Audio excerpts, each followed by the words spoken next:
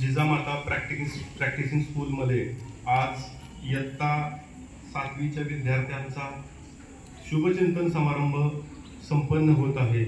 या प्रसंगी उपस्थित आपल्या विद्यालयाच्या उपक्रमशील मुख्याध्यापिका सौ चैताली भोसले मॅडम, व्यासपीठावर उपस्थित असलेल्या आपल्या शाळेतल्या ज्येष्ठ शिक्षिका मनुकर मॅडम, धाने मॅडम, पाटील मॅडम, त्याचबरोबर ज्यांनी माझा सुंदर असा परिचय करून दिला ते आमचे मित्र मोहिते सर, त्याचबरोबर आता तुम्हाला खूप छान पद्धतीचं मार्गदर्शन ज्यांनी केलं ते बोरगे सर, या शाळेतले अनुभवी शिक्षक लोखंडे सर, या शाळेतले सगळेच सन्माननीय शिक्षक, त्याचबरोबर ज्या विद्यार्थ्यांनी अतिशय सुंदर अशी मनोगत व्यक्त केली ते विद्यार्थी, त्याचबरोबर ज्या 2 छान मुली खूप सुंदर प्रकारे या कार्यक्रमाचं सूत्रसंचालन करतायत त्या मुली, आणि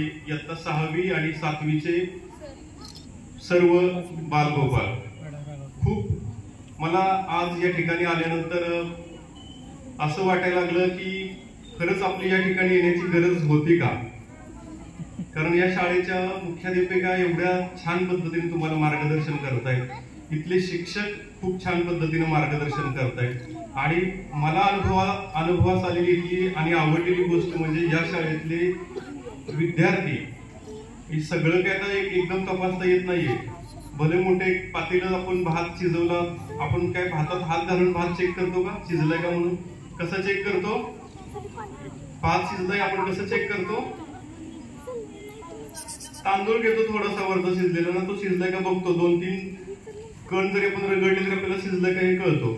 ज्या मुलांनी अथर्व असेल किंवा साक्षी असेल, ज्या मुलांनी मनोगत व्यक्त केली, खूप छान पद्धतीची मनोगत व्यक्त केली, आणि त्यांच्यामध्ये असलेला बिनधास्तपणा, उभा राहून त्यांचं स्टेज डेअरिंग, हे सगळं बघितल्यानंतर कळतंय की हा सगळा मॅडम पूर्ण भात व्यवस्थित शिजलेला आहे, आणि जगाच्या मार्केटमध्ये तुम्ही आत्ताच हे प्रोडक्ट तयार केले असं वाटतंय। खूप छान पद्धतीची वाटचाल या शाळेची सुरू आहे। या शाळेसाठी तुमच्या शाळेचे मुख्याध्यापिका जे प्रयत्न करतायत ते खूप वाखाणण्याजोगे आहेत। खूप छान पद्धतीचं काम या शाळेचं चाललेलं आहे, आणि मला या शाळेचं कौतुक यासाठी वाटतंय की मी आता मॅडम एक बिल्डिंग बांधली आम्ही, तर त्या माझ्या बिल्डिंगचं ज्या व्यक्तीने बांधकाम केलेलं आहे तर तो या शाळेचा विद्यार्थी आहे। विनायक निकम नावाचे एक बिल्डर आहेत, आणि ते या शाळेचे विद्यार्थी आहेत। ते नेहमी भोसले मॅडमचं नाव घेतात की त्या हाडाच्या शिक्षिका आहेत, आणि मी पण त्यांना बरेच वर्षापासून ओळखतोय। त्यांची सगळी टीम, शेवटी कॅप्टन कसं आहे त्याच्यावरती मॅचचा सगळा कल ठरत असतो। कॅप्टनला बऱ्याचदा बॅटिंग मिळू न मिळू, पण सगळ्या टीमला खेळतं करणं, बॅटिंग करायला लावणं, योग्य पद्धतीनं मॅच जिंकेपर्यंत खेळवत ठेवणं, हे सगळे कौशल्य तुमच्या मुख्याध्यापिका करतायत। खूप छान पद्धतीची ही शाळा आहे, आणि नक्कीच या शाळेतले विद्यार्थी सुद्धा या शाळेचं नाव लौकिक वाढवतील, कारण त्याची साक्ष या शाळेतून बाहेर पडलेले अनेक विद्यार्थी आज आपल्याला देत आहेत। मला या ठिकाणी आपण बोलून माझा सन्मान केला त्याबद्दल मी आपले आभार व्यक्त करतो, आणि इयत्ता 6वी आणि 7वीच्या ज्यांचा निरोप समारंभ या ठिकाणी संपन्न होत आहे त्या विद्यार्थ्यांसाठी पुढचे एक 10 मिनिटं मी आता घेणार आहे। मी तुमच्याशी संवाद साधणार आहे की खूप हा जो काळ आहे आता आलेला मुलांनो, खूप चॅलेंजिंग पिरियड आहे आपल्या समोर। 7वीची मुलं खास करून लक्ष द्या पूर्ण तुम्ही। 6वीची मुलं तुम्ही आता 7वी मध्ये गेलेलेच आहात, तुमच्या परीक्षा ऑलमोस्ट संपलेल्याच आहेत, आणि तुम्हाला सुद्धा एकच वर्ष शाळेमध्ये राहायचंय। तुम्हाला पुन्हा तुमच्या पंखामध्ये बळ आणून पुन्हा एक भरारी मोठी घ्यायची आहे। 7वीच्या मुलांना तर आता पंखात बळ आणून भरारी घेण्याची ही वेळ आलेली आहे। तुम्हाला आता ही शाळा बदलायची, पुढच्या शाळेत जायचंय। पुढच्या शाळेत जायचंय म्हणजे तुम्हाला आता वेगळ्या शाळेत जायचंय, तुम्हाला हायस्कूल मध्ये जायचंय, एका मोठ्या वेगळ्या शाळेत तुम्हाला प्रवेश करायचा आहे। तिथे गेल्यानंतर तुमचे सगळे मित्र बदलतील, माहोल बदलेल, आणि आपण आता वेगवेगळ्या शाळांमध्ये, मी खूप शाळांमध्ये जातोय, शाळांमध्ये जी मुलं बोलतायत, ज्या पद्धतीची भाषा वापरतायत ते नक्कीच आपल्या देशासाठी, समाजासाठी खूप काही हितकारक आहे असं वाटत नाहीये। आपण इथून शाळेत गेल्यानंतर इथं तुम्ही मर्यादित छान वातावरणामध्ये होता, तुम्हाला फार सुरक्षित गुरुजन होते, त्यामुळे तुम्ही त्यांच्या मार्गदर्शनाखाली चांगली वाटचाल केली, पण इथं तुम्ही आता तुम्हाला मोकळ्या आकाशात सोडल्यासारखं होणार आहे, आणि तुम्हाला खूप वेगवेगळ्या प्रकारचे मित्र मिळणार आहेत, मैत्रिणी मिळणार आहेत, बोरगे सरांनी जसं व्यक्त केली, तुम्हाला हे पुढचा प्रवास करताना आपलं पाऊल चुकू द्यायचं नाहीये आणि आपल्याला योग्य रस्त्याने प्रवास करायचा आहे, तरच तुम्ही तुमच्या जीवनाच्या यशाच्या टप्प्यापर्यंत पोहोचाल. अन्यथा एक गोष्ट लक्षात घ्या, 6वीचे 7वीचे विद्यार्थी, आज तुमची ओळख सगळ्यांची एकसारखीच आहे. तुम्ही 6वीत आहात आणि 7वीत आहात, ही एकच तुमची ओळख आहे. पण माझ्या मित्रांनो, पुढच्या 5 वर्षानंतर, पुढच्या 7, 8, 10 वर्षानंतर ही तुमची ओळख असणार नाही. 10 वर्षानंतर यातला कोणतरी एखादा अधिकारी झालेला असेल, एखादा डॉक्टर झालेला असेल, एखादा इंजिनियर झालेला असेल, एखादा IAS अधिकारी झालेला असेल, एखादा MPSC मधून पोस्ट मिळवलेला विद्यार्थी असेल. पण त्याच वेळी काही असे विद्यार्थी असतील की जे काहीच झालेले नसतील. त्यांच्यासाठी आपल्याला आज संवाद साधायचा तुमच्या बरोबर. तुम्ही त्यातले सगळे विद्यार्थी सगळ्यात चांगल्या पदावर पोहोचावं असं सगळ्यांनाच वाटतं. तुम्ही पोहोचलंही पाहिजे. पण एक लक्षात घ्या, छोटे छोटे 7वीचे छान मुलं दिसत आहेत. 8-10 वर्षानंतर बघा, ही स्वतःच्या कारमध्ये त्यांच्या मुलांना कदाचित या शाळेमध्ये सोडायला येतील. पण ते कार घ्यायला पात्र होण्यासाठी त्यांना चांगला अभ्यास करावा लागेल, चांगलं शिक्षण घ्यावं लागेल आणि ध्येय घेऊन पुढचे काही वर्ष वाटचाल करावं लागेल. ती वाटचाल केली तर तुम्ही त्या टप्प्यामध्ये पोहोचाल. आणि जर भरकटलो आपण तर आपल्या हातलं कुठलीही गोष्ट वाटायला येणार नाही. तुम्ही त्यावेळी सामान्य असाल, पण तुम्ही काय केलं, 8-10 वर्ष फक्त अभ्यास केला तर तुम्हाला खूप काही करतात. आता तुम्हाला काम करावं लागतं का? पैसे कमवावं लागतात का? शाळेचा खर्च, घरचा खर्च तुम्हाला चालवावा लागतोय का? हे तुमचं काम आहे का? कोण करतं मग हे सगळं? आई वडील करतात. तुमचं काय काम आहे आता? फक्त काय करायचंय तुम्हाला? अभ्यास करायचा आहे. आता पुढचे 8 ते 10 वर्ष तुम्ही एकच मंत्र जपा, तो म्हणजे फक्त अभ्यास, अभ्यास आणि अभ्यास. आपल्याला दुसरं काहीच करायचं नाहीये. तुम्ही एवढे लहान आहात की तुम्हाला दुसरं काही करा असं कोण सांगत नाहीये. पण माझ्या छोट्या मित्रांनो, तुम्हाला ओळखलं पाहिजे याच्यामध्ये. फक्त शिकतोय, येतोय, जातोय यासाठी आपण नाहीये. आपल्यामध्ये कुठली कौशल्य आहे. खूप छान मुलं आहेत. अथर्व इतकी छान मुलं बोलली की मला यांच्यामध्ये मोठे मोठे अधिकारी आताच दिसत आहेत. खूप चांगल्या पदावरती नक्कीच पोहोचणार आहेत मुलं. पण जे पोहोचणार नाहीत त्यांना सुद्धा वेळ गेलेली नाहीये. सगळे आपण समानच आहेत. आपण ठरवलं तर या शाळेतले सगळीची सगळी मुलं चांगल्या पोस्टवरती, चांगल्या अधिकारी पदावरती पोहोचणार आहेत. पण आपण त्यासाठी आपल्याला स्वतःला तयार करायला पाहिजे आणि सगळ्यात महत्वाचं स्वतःला आपण ओळखायला पाहिजे. आपल्याला वाटतं आपण नॉर्मल आहे, आपल्यामध्ये खूप साऱ्या क्षमता असतात, फक्त त्या जाग्या केल्या पाहिजेत. मित्रांनो, एक छोटीशी गोष्ट सांगणार आहे तुम्हाला. अमेरिकेतली गोष्ट आहे. अशा एका व्यक्तीची गोष्ट आहे की तो जगातला सगळ्यात श्रीमंत खेळाडू होता. जगातला सगळ्यात श्रीमंत खेळाडू होता. पण तो श्रीमंत खेळाडू होता, पण तो खेळल्यानंतर श्रीमंत झाला. सुरुवात, त्याचा जन्म एका झोपडपट्टीत झाला. न्यूयॉर्क शहरातल्या एका ब्रुकलिन प्रांतामध्ये एक झोपडपट्टी होती. आपल्या वाट्याला बघा हे सगळं जीवन येत नाहीये. ब्रुकलिन प्रांतामध्ये एक झोपडपट्टी होते आणि झोपडपट्टीमध्ये लाईट नाही, रस्ते नाही, पाणी नाही आणि सगळेच गरीब. खायला अन्न नाही, घालायला कपडे नाही, खिशात पैसे नाहीत, सगळेच गरीब. जिकडे तिकडे सगळा अंधारच अंधार. आणि एक मुलगा असाच त्या झोपडीच्या बाहेर बसायचा आणि चिंता करत असलेला दिसायचा. त्याचे वडील बघतात की हा मुलगा कसली चिंता करतोय, एवढा छोटा तर आहे हा, 10-12 वर्षाचा, आणि कसली चिंता करतोय. वडिलांना कळतं की याला याच्या भविष्याची काळजी लागलेली आहे. सगळेच इथं गरीब आहेत, सगळेच झोपडपट्टीत राहतायत, मला माझं आयुष्य पण या झोपडपट्टीत घालावं लागेल का काय, हा विचार तो मुलगा करतो. त्याचे वडील ते बघतात आणि ओळखतात की ह्याला या विचारातून बाहेर काढला पाहिजे. एक दिवशी ते वडील त्या मुलाला जवळ घेतात आणि त्याला सांगतात की बाळा, मी तुला एक काम देणार आहे. कुठलं काम देणार आहेत बघा. ते काय काम देत आहेत त्या मुलाला? त्या मुलाला एक काम देतात असं त्याचे वडील. ते त्याच्यावर प्रयोग करतायत. त्याला एक कापड देतात जुनं. कसलं कापड? जुनं कापड देतात आणि त्याला सांगतात की या जुन्या कापडाची किंमत किती होईल? आपण दुकानात गेल्यानंतर नवीन कापड घेतो का जुनं? जुन्या कापडाला किंमत असते का विकत घेतो आपण जुने कपडे? दुकानात नवीनच कपडे विकत घेतो. तर तो मुलगा म्हटलं हे जुनं कापड आहे, त्याला काय किंमत येणार आहे? मग ते म्हणणार तरी सांग, विकायचंच झालं तरी कापड किती रुपयाला विकलं जाईल? मग तो विचार करतो आणि म्हणतो फार तर आता ही अमेरिकेतली गोष्ट आहे, तिथं पैशामध्ये नसतात, तिथे डॉलर असतात.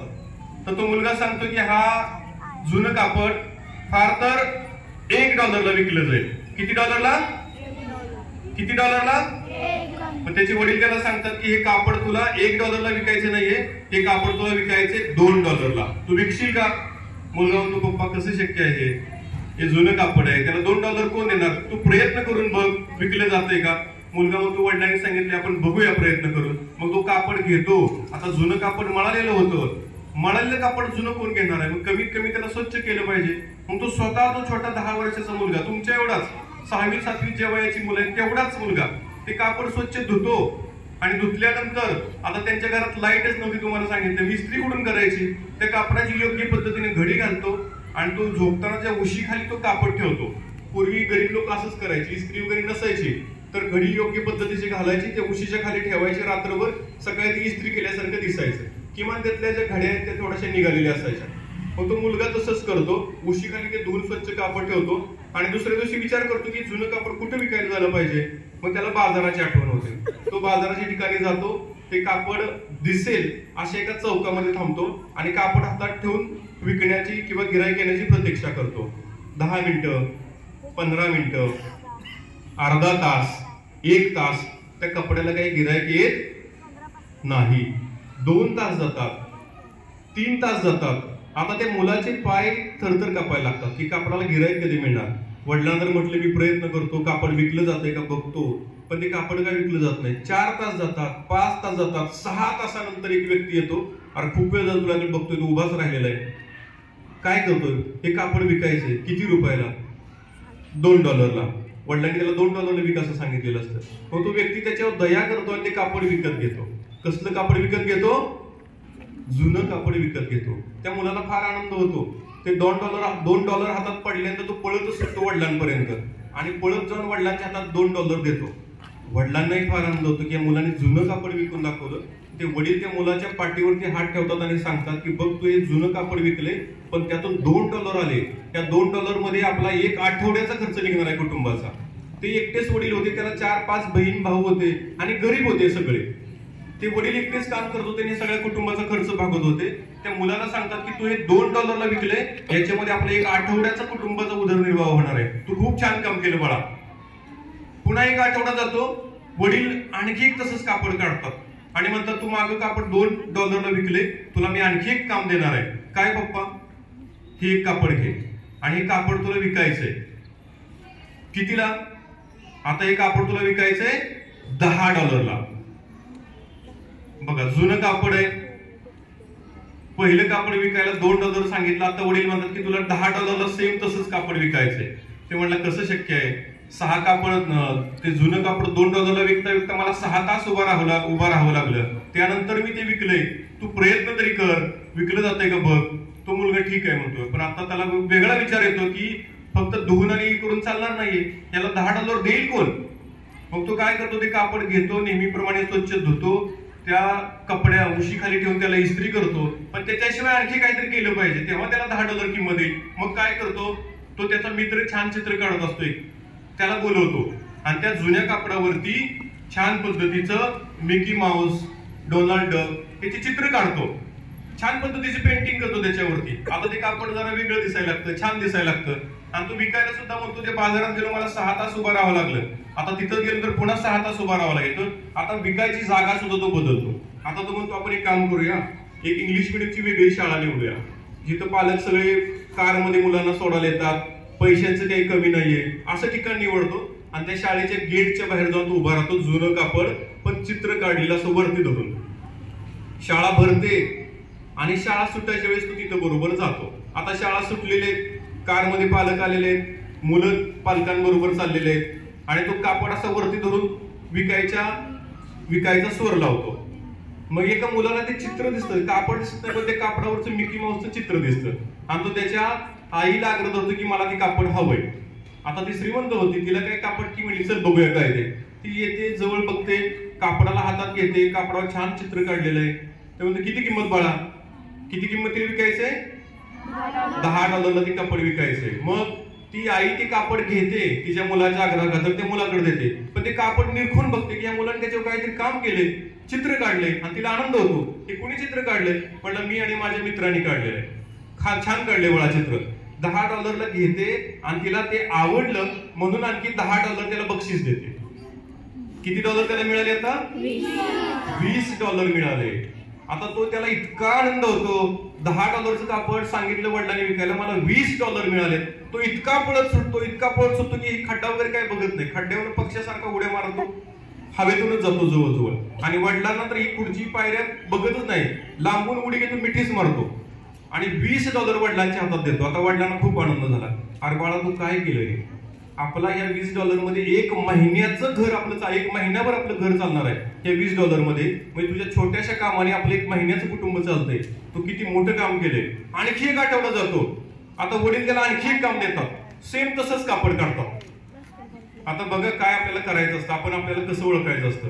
सेम असंच एक कापड काढतात आणि ते मुलाच्या हातात देतात आणि त्याला म्हणतात की बाळा, हे कापड तुला विकायचंय. आता त्याने कापड यापूर्वी किती वेळा विकले?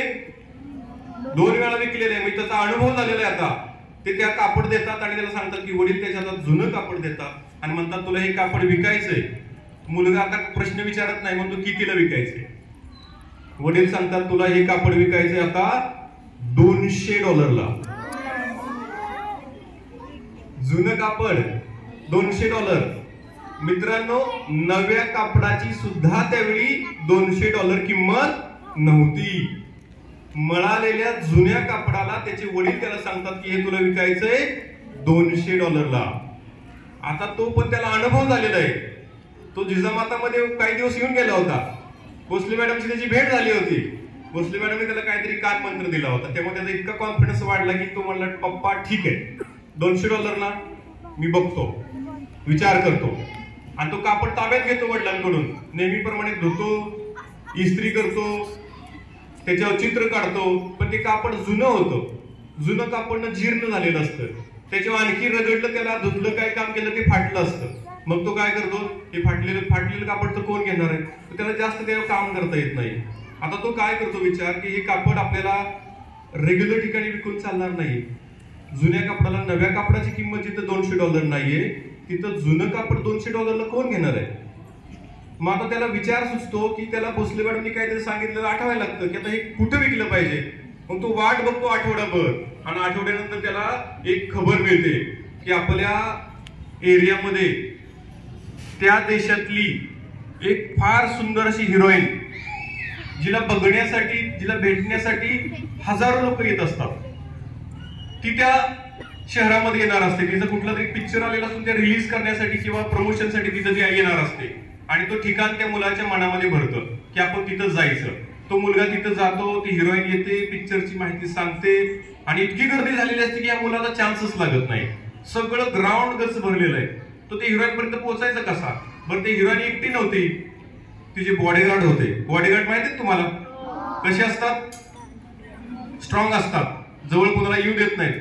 आणि मग आता ह्या मुलाला प्रश्न पडला की तिच्यापर्यंत त्याला पोहोचायचं असतं, काहीतरी करायचं असतं प्रयोग. आणि मग काय होतं बघा, तो त्या गर्दीतून त्या हिरोईन पर्यंत पोहोचतो आणि जवळ तिच्याशी जाऊन काहीतरी बोलणार, तसा बॉडीगार्ड जे 2 बॉडीगार्ड त्याच्या खांद्याला धरतात 2 जण आणि उचलून लांब नेऊन ठेवतात त्याला. पुन्हा थोड्या वेळ तो मुलगा प्रयत्न करतो त्या हिरोईन पर्यंत पोहोचायचं, पुन्हा बॉडीगार्ड धरतात आणि बाहेर त्याला नेऊन टाकतातच जवळजवळ. आता त्याला प्रश्न पडतो की आपण पोहोचणार कसं तिच्यापर्यंत? मग तो वेगळा जो विचार करतो की त्या बॉडीगार्डला रिक्वेस्ट करतो की म्हणतो मला फक्त त्या मॅडमना 1 सेकंदासाठी भेटू द्या. किती वेळासाठी? 1 सेकंद. फक्त 1 सेकंदाची त्यांची माझी भेट होऊ द्या.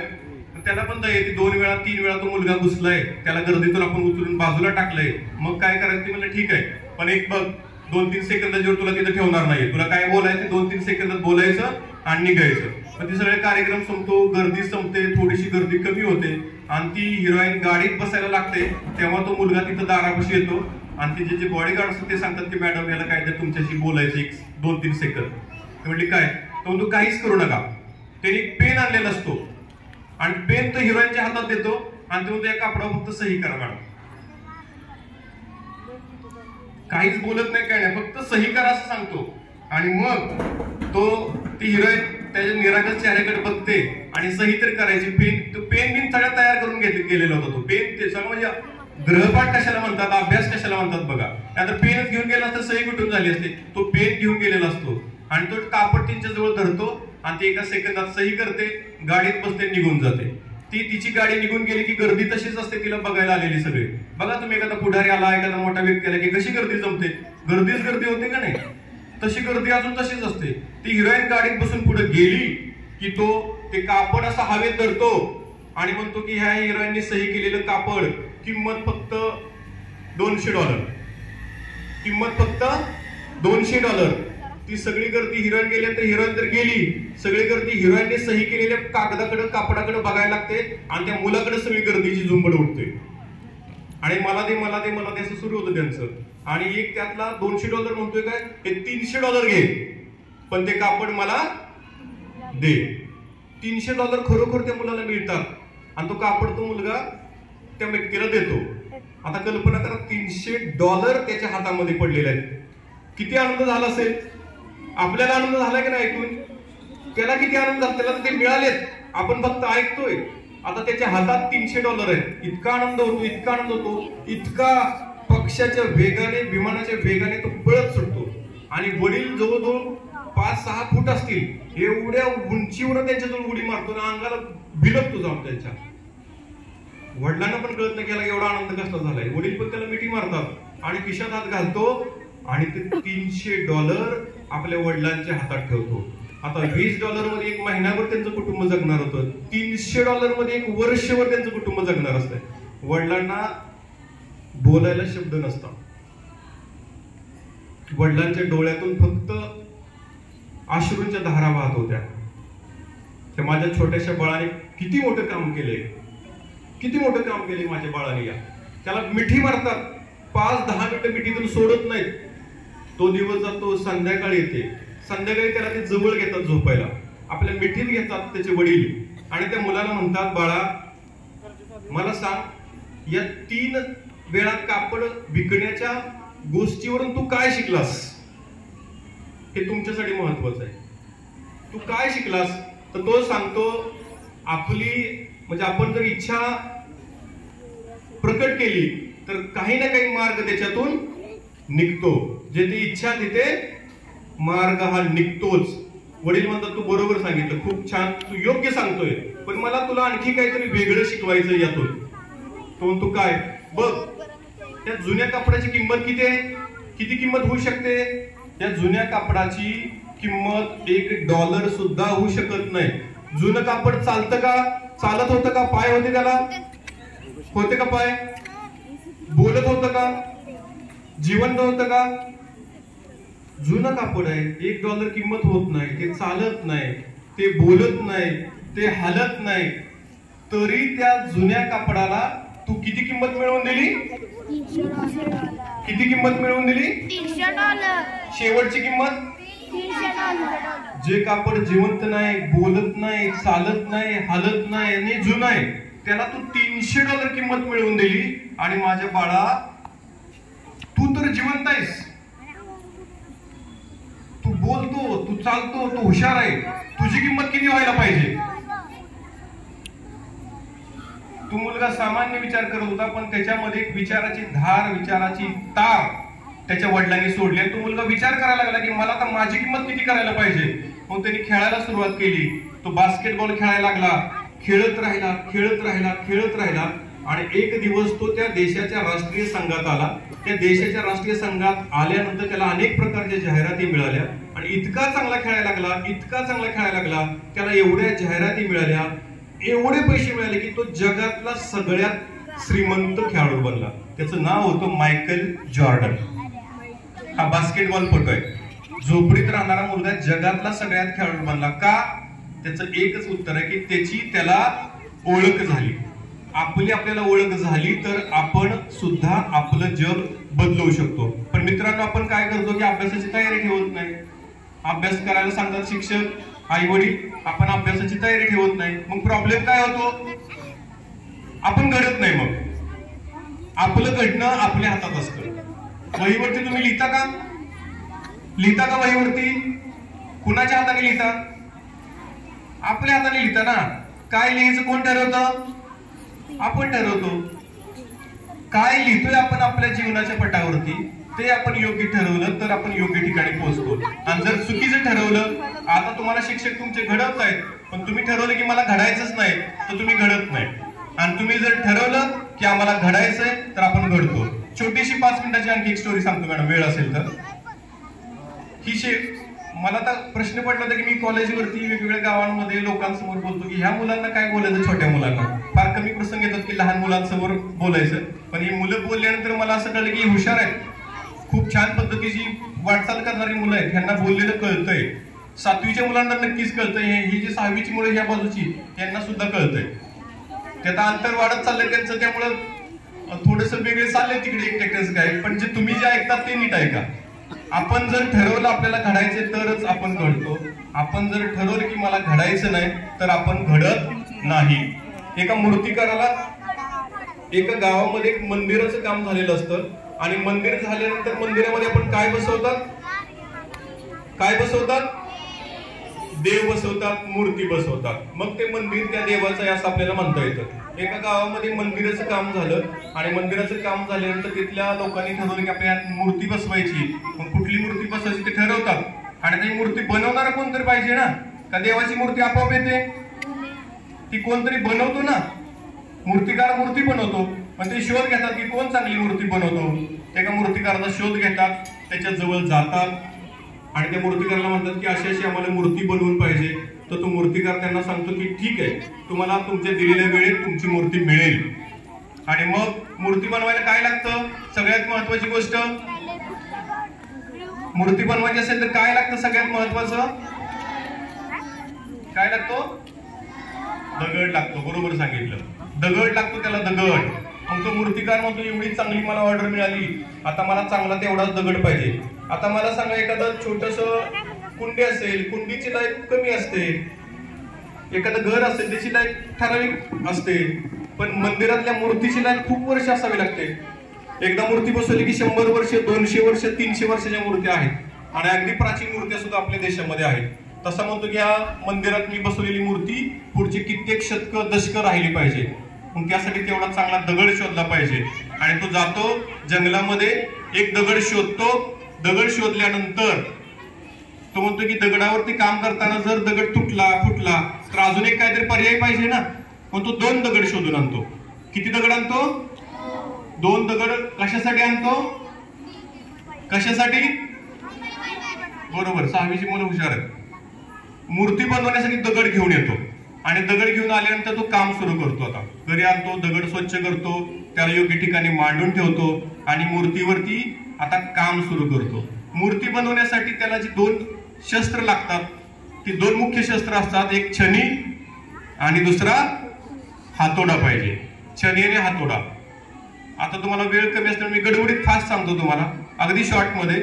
तो त्या पहिल्या दगडाला मूर्ती बनवण्यासाठी घेतो, आणि त्या दगडावरती छनी धरतो, आणि दुसऱ्या हातामध्ये हातोडा धरतो, आणि त्या दगडावरती छनी आणि हातोड्याचा आघात करतो. कशावरती, दगडावरती आघात करतो. आता त्याला काय बनवायचंय, त्याच्यातून मूर्ती बनवायची.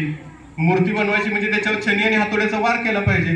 पहिला आघात करतो छनीचा हातोड्यावरती, हातोड्याने छनीला वार केला, त्या मूर्तीमध्ये एक आवाज येतो.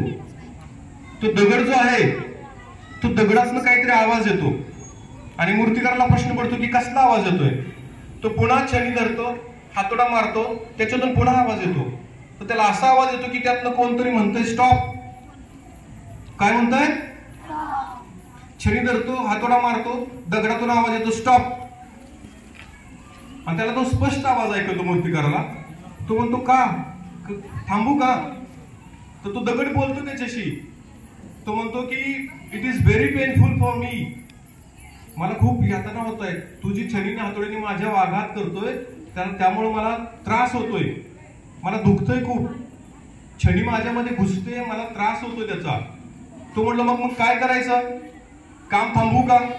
तो जो दगड असतो तो काय म्हणतो, stop, it is very painful for मी, तुम्ही कृपया ते माझ्यावरती छनीने वार करण्याचं काम थांबवा. काय दगड म्हणतो, काम थांबवा. मग त्या मूर्तिकाराने दुसरा पण दगड आणलेला असतो. आणले ना, 2 दगड आणलेत. त्या दुसऱ्या दगडाला घेतो, स्वच्छ करतो, योग्य ठिकाणी मांडतो, छनी धरतो, हातोडा घेतो, हातोड्याने छनीवरती वार करतो. पुन्हा त्याच्यातून काहीतरी विवळण्याचा आवाज येतो त्या दगडांमधून. आणि मग तो मूर्तिकाराला कळतं की दगड बोलणार आहेत. मग ते दगडाला विचारतो, तुला पण त्रास होतोय? Is it painful for you? तुला पण त्रास होतोय, तुला पण दुखतंय, तुला पण आघात सहन होत नाही? तो दगड त्यांना बोलतो, दुसरा दगड मूर्तिकाराला, yes it is painful for me. मला सुद्धा दुःख होतोय, त्रास होतोय.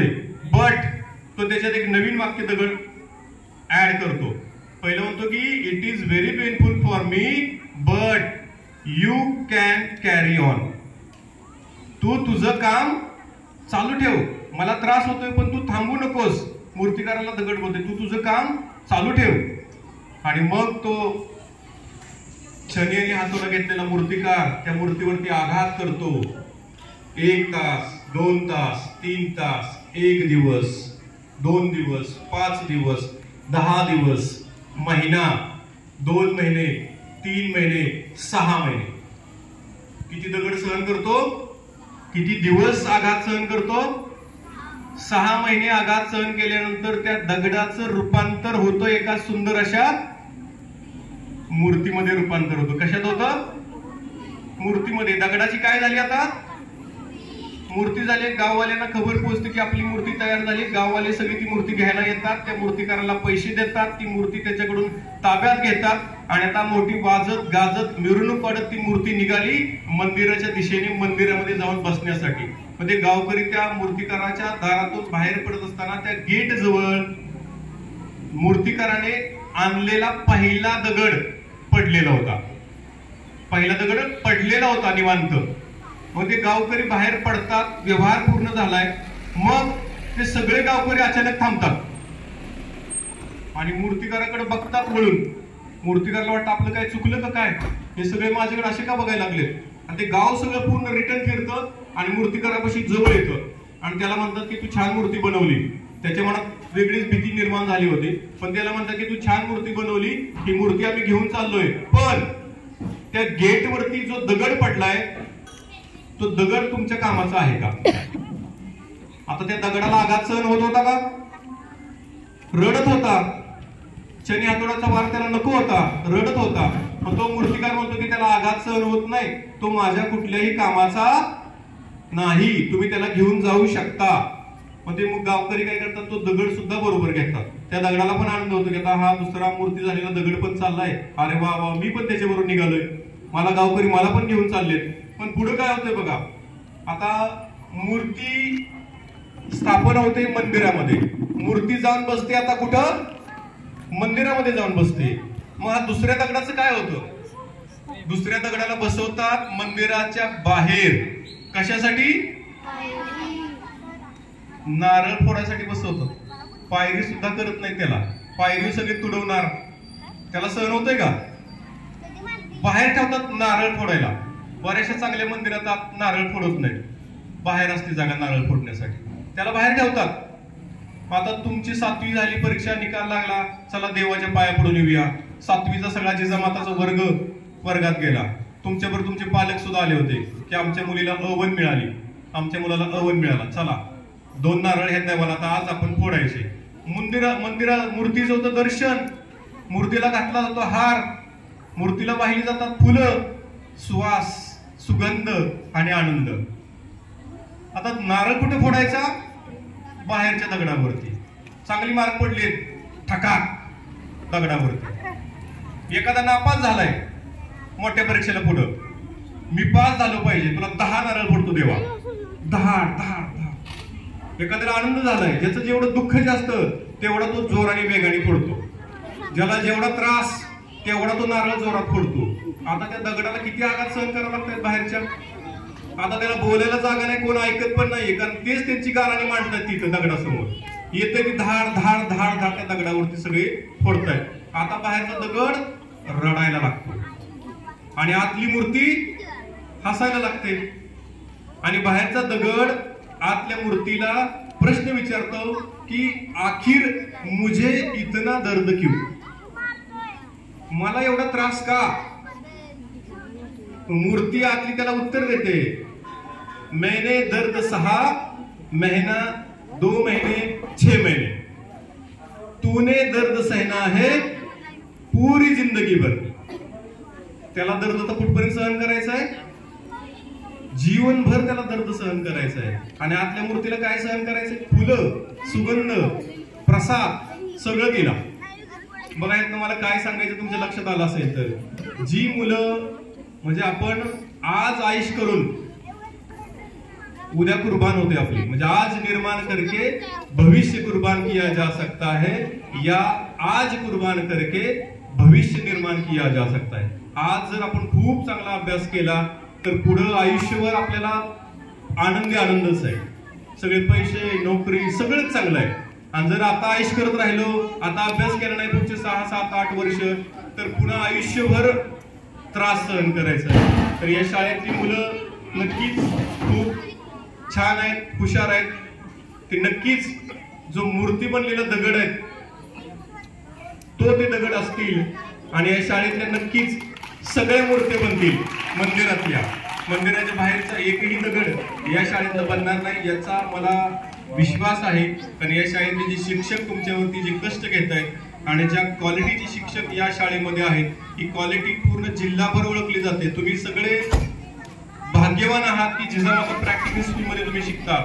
आणि या शाळेची ओळख जिल्हाभर आहे. जिल्ह्यात ही सगळ्यात चांगली शाळा म्हणून ओळखली जाते. या शाळेचे तुम्ही भाग आहात, तुम्ही भाग्यवान आहात. तुमचे गुरुजन तुमच्यासाठी नक्कीच प्रयत्न करतील अशी मी आशा बाळगतो. ज्यांचे सूर जुळून आलेत त्यांनी 2 गाडी द्यावीत, ज्यांचे सूर जुळून आलेत त्यांनी 2 गाडी द्यावीत, आणि ज्यांची बाग भरून आली त्यांनी 2 फुले द्यावीत. एका मुलीने कविता केल्यामुळे मला पण वाटायला लागले की आपण पण थोडंसं बोललं पाहिजे. ज्यांचे सूर जुळून आलेत त्यांनी 2 गाडी द्यावीत, आणि ज्यांची बाग भरून आली त्यांनी 2 फुले द्यावीत, आणि आभाळा एवढी ज्यांची उंची त्यांनी थोडं खाली यावं, आणि मातीत मळणीत ज्यांचे पाय त्यांना थोडं उचलून घ्यावं. माणूस म्हणून माणसाला माणसाची रीत द्यावी, आणि माणूस म्हणून माणसाला माणसाची प्रीत द्यावी, प्रीत द्यावी, प्रीत द्यावी. मला या शाळेने आदरणीय मुख्याध्यापक आपण मला या शाळेत निमंत्रित केलं त्याबद्दल मी मनापासून आपले धन्यवाद व्यक्त करतो आणि माझं मनोगत थांबवतो. धन्यवाद.